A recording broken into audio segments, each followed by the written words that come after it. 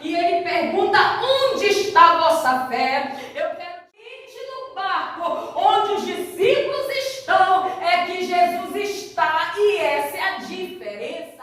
Porque Jesus no barco, ele está para garantir a vitória. Escute, ouça a palavra do Senhor, Evangelho de Lucas, capítulo de número 8, versículos 22 até o 25. A palavra do Senhor diz assim: e aconteceu que, num daqueles dias, entrou no barco com os seus discípulos e disse-lhes: passemos para outra banda do lago. E partiram. E navegando eles, adormeceu. E sobreveio uma tempestade de vento no lago, e o barco enchia-se de água, estando eles em perigo. E chegando-se a ele, o despertaram, dizendo: Mestre, Mestre, estamos perecendo. E ele, levantando-se, repreendeu o vento e a fúria das águas, e cessaram, e fez-se bonança. E disse-lhes: onde está a vossa fé? E eles, temendo, maravilharam-se, dizendo uns aos outros: quem é este que até os ventos e a água manda e lhe obedecem? Aleluia! Louvado e engrandecido seja o Deus Criador dos céus e da terra, aquele que tem todo o poder, aquele que é digno de honra, aquele que é digno de louvor, pois o seu nome é santo. Aleluia! Nesta noite, querido, nós queremos mais uma vez estar compartilhando uma palavra de Deus para o teu coração sobre esta temática: superação. Querido, superação significa ultrapassar uma situação adversa ou perigosa. É um ato de progredir, é mudança de um estado ruim para um estado bom. E também nós observamos aqui no texto que os discípulos, eles vão superar uma tempestade. E a razão, o motivo deles terem superado esta tempestade era porque Jesus estava no barco. E com Jesus no barco, nós podemos vencer toda a tempestade. Na tipologia bíblica, tempestade significa lutas, adversidade, tribulação. Aleluia! E todo crente, na verdade, experimentado, provado, ele sabe quais são esses termos, não só na teórica, mas também na prática. Ele vivencia, ele sabe o que é uma vida, porque Jesus falou que aqueles que quisessem segui-lo deveriam tomar a sua cruz e ir após ele. E nesse texto, amado, que nós acabamos de ler, Jesus, ele se encontra na frente do mar da Galileia. Ele está ali com os seus discípulos, que na verdade não era um mar, era um lago, que havia cerca de 11 quilômetros de extensão de uma parte a outra. Não é mar, é um lago. E Jesus chega-se a seus discípulos e diz: passemos para o outro lado. Nós precisamos, querido, compreender que essa proposta de Jesus para os discípulos não era só de transição geográfica, não era só de mudança de margem. Na verdade, havia uma mudança que nós precisamos chamar de mudança espiritual. Eu vou explicar para você o que eu quero e preciso que você entenda nesta noite. Queridos, quando nós observamos, para nós podermos compreender esta mudança espiritual, é necessário que a gente compreenda o texto. E nós podemos ver por uma outra narração já de Marcos, no capítulo 4, versículo 35, quando ele narra desta maneira: sendo aquele dia já tarde, o Senhor Jesus disse aos seus discípulos: passemos para outra margem. Ou seja, nós precisamos compreender o dia da tempestade, para que dessa forma a gente entenda a mensagem espiritual que está contida dentro deste texto. Aquele dia, como narra ali em Marcos, que é o texto que eu também estou usando juntamente com capítulo 4, versículo 35, diz que no final daquela tarde, convida os discípulos para passar para o outro lado. E Marcos ele vai nos detalhar, a partir do versículo 1 do capítulo 4, o que estava acontecendo naquele dia. E o versículo vai dizer desta maneira: outra vez, Jesus está às margens do mar, ensinando, e uma grande multidão se ajunta para ouvi-lo. Queridos, nós podemos compreender que o dia da tempestade foi um dia pedagógico. Aquele dia foi um dia de ensinamento, foi um dia de instrução, foi um dia em que Jesus instruiu os seus discípulos e aquela multidão. Mas chegou o momento, e isto já no final daquele dia, que Jesus chama os seus discípulos e faz essa declaração: passemos para outra margem. Entenda que essa afirmação de Jesus para seus discípulos, esta proposta de passar para o outro lado, tinha um paralelo espiritual. Quando o Senhor Jesus está chamando seus discípulos para irem para o outro lado, sendo que aquele dia foi um dia inteiro de ensinamento, onde Jesus pregou a sua palavra por intermédio de muitas parábolas, como a parábola do semeador, a parábola da candeia, a parábola da semente, a parábola do grão de mostarda. E depois de um dia de ensinamento, já no final do dia, Jesus então propõe que eles passem para o outro lado. Então, basicamente, que nós podemos compreender que essa proposta de Jesus aos seus discípulos de passar para o outro lado significava que chegara o momento agora de passar do lado da teoria, de passar daquele lado aonde se estava sendo preparado, instruído, onde estava se sendo ministrado, para passar para o outro lado, o lado da prática, o lado da aplicação. Queridos, deixa eu te falar uma coisa: quando Jesus ele chama seus discípulos para passar para o outro lado, nós entendemos a grande necessidade que havia de Jesus chegar neste outro lado da margem. Quando nós continuamos a leitura aqui no versículo 26, acaba no 25 a leitura da tempestade, começa no 26 um outro texto, que é Gadara. Quando Jesus necessitava passar para a outra margem, é porque lá havia um endemoniado gadareno que necessitava de ajuda, que necessitava de libertação, que necessitava de salvação. Então, queridos, Jesus agora chama os seus discípulos para saírem do lugar da teoria e ir até o lugar da prática. Sabe por quê? Porque o Evangelho não é só teoria, Evangelho não é só conceito, querido. Esta é uma parte do Evangelho. Evangelho completo tem teoria, tem conselho, mas tem conceito, mas tem prática, tem ação, tem aplicação. E os discípulos, querido, saem daquele lugar e vão para o outro lado. Por que do outro lado? Porque do outro lado sempre tem alguém necessitado. Do outro lado sempre tem alguém que precisa de ajuda. Do outro lado sempre tem alguém que precisa de salvação. E Jesus diz: passemos para o outro lado. Por que do outro lado? Porque do outro lado, querido, nós aqui saímos do lugar aonde nós só recebemos e vamos para o lado aonde nós podemos doar, aonde nós podemos dar, aonde nós podemos ministrar a vida daqueles que estão precisando. Glória a Jesus. E este foi o convite de Jesus e dos seus discípulos e continua sendo hoje. Passemos para o outro lado. É tempo de sair da teoria e passar para a prática. E quando Jesus vai levar os seus discípulos para este outro lado, o texto nos diz que quando eles entram no barco, levanta-se uma grande tempestade. E navegando eles adormeceram. Então sobreveio uma tempestade de vento no lago, e enchiam-se de água, estando em perigo.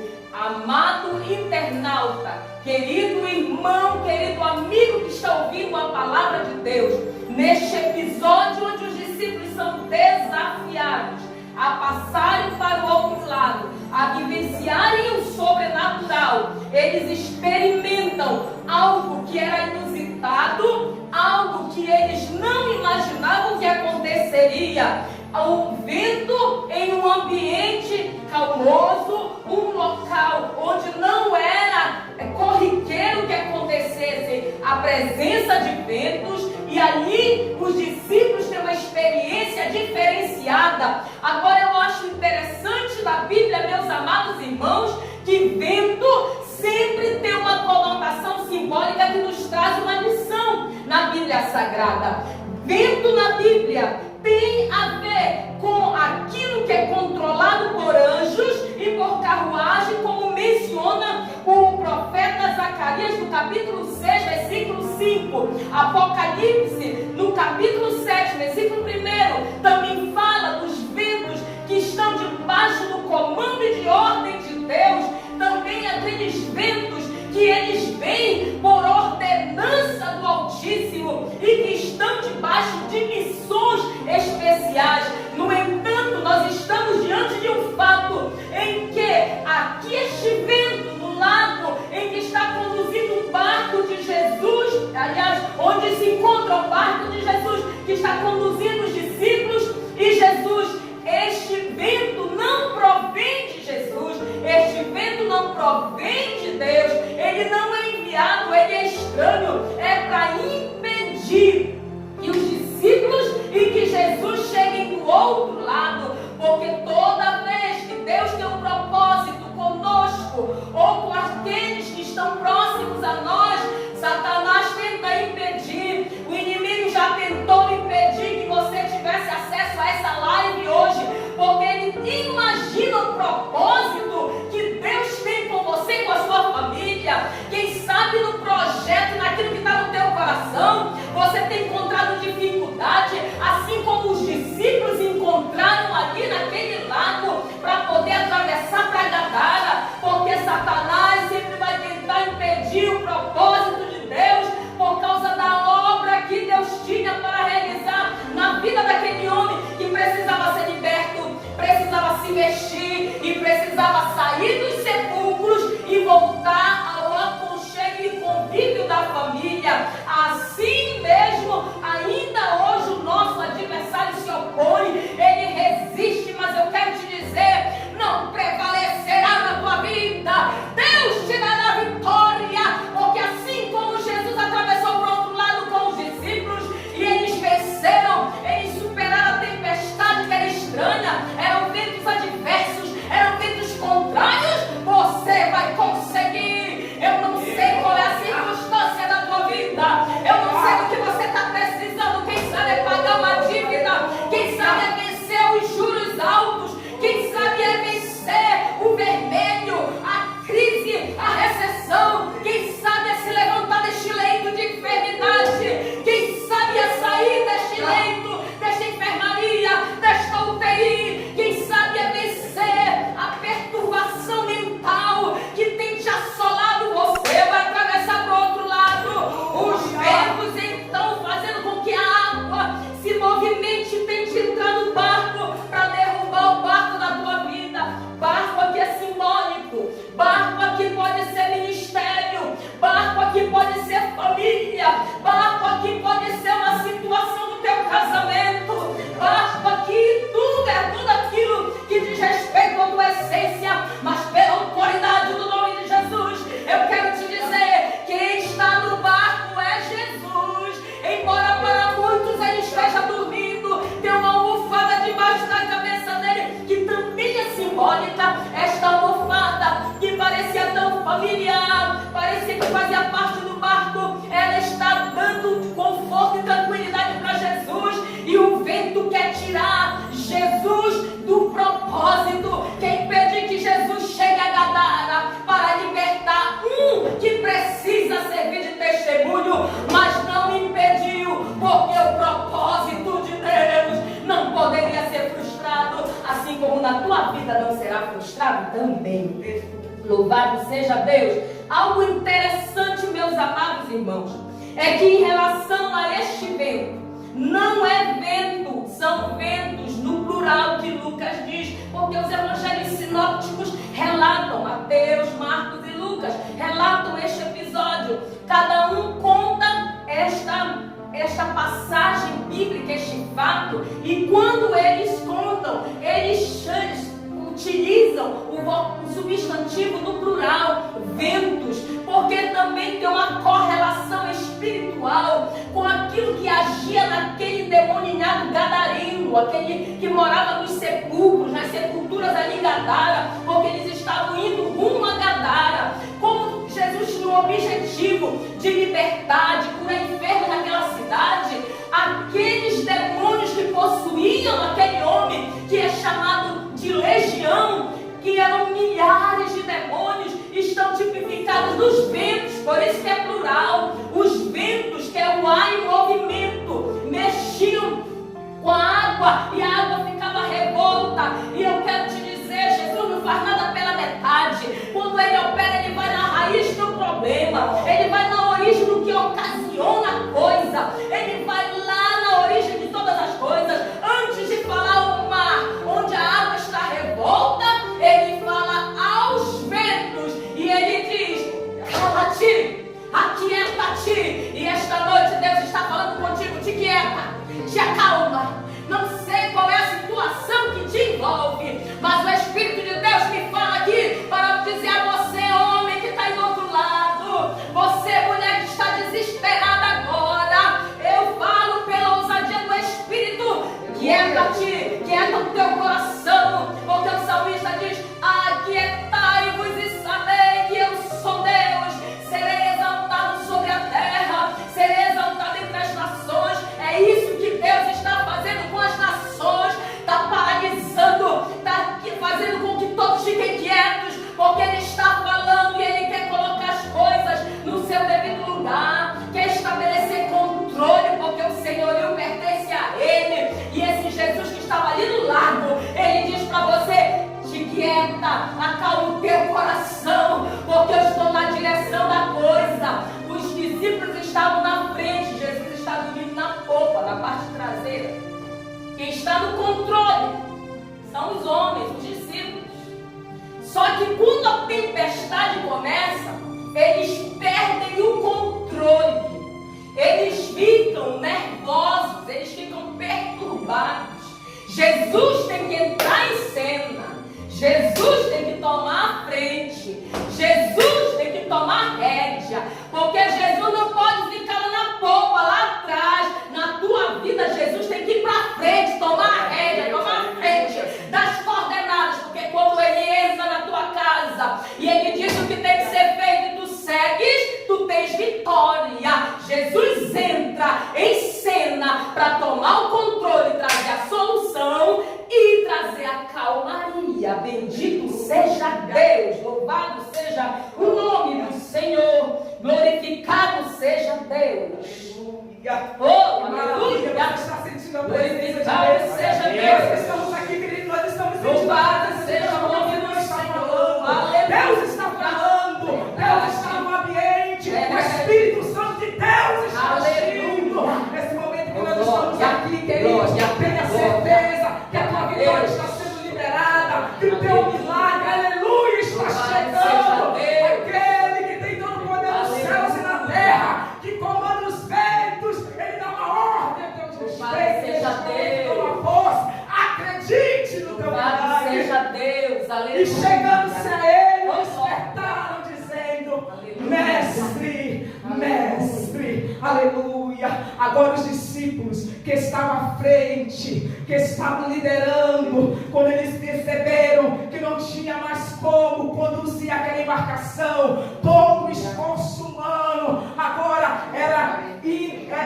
não fazia mais de maneira nenhuma diferença, porque todo o esforço deles neste momento acabou. E é neste momento que eles vão em direção ao Mestre, porque o Mestre estava no barco e o Mestre estava dormindo. Deixa eu fazer uma aplicação aqui nesta noite para você entender por que Jesus dormia dentro daquela embarcação. Eu sei, querido, que por ele ser homem e por ele estar cansado de todo aquele dia, mas é uma aplicação que nós podemos nesta noite trazer para a nossa alma. Deixa eu te falar, querido, Jesus dormia porque aquilo que tira o nosso sono não tira o sono de Jesus. Aquilo que nos abala não abala Jesus. Aquilo que mexe com a nossa estrutura não mexe com a estrutura de Jesus. E Jesus dormia porque, querido, mesmo ele dormindo, ele tem controle de toda a situação. Não tem mais controle. Ainda assim Jesus continua tendo controle.